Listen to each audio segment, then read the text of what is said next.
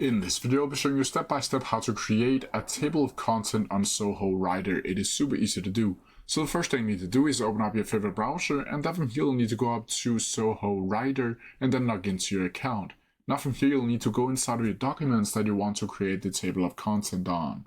Once from here, as you can see, I have 3 different headers, and you can change the header by going over here to heading.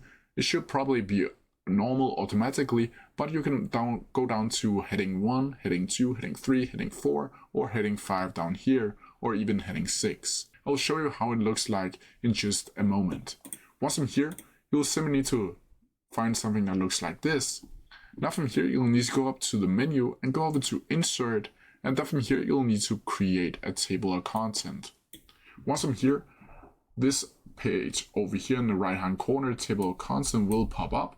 And you'll be able to see the design here, as I told you before, the heading 1, heading 2, heading 3, and so on. And then from here, you'll also be able to customize it by either changing the tab header or tab leader to whatever you want, or you can show levels, either 3, 1, 2, 6 down here.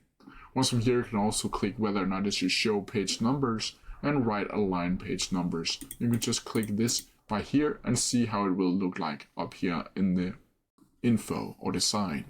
Once from here, once you're done, you'll simply need to click the insert like so, and as you can see, the table of content has been provided over here. Now, if you want to update the table of content, instead of deleting it and creating a new one, you'll just be able to go up here to this little update icon over here in the right hand corner, and then click update page number only or update entire table. Then from here, the table of content will update everything else inside of your document. But that's how I do it. If you have any questions about it, please leave them down in the comment section below. I'll try my best to answer them as quickly as possible.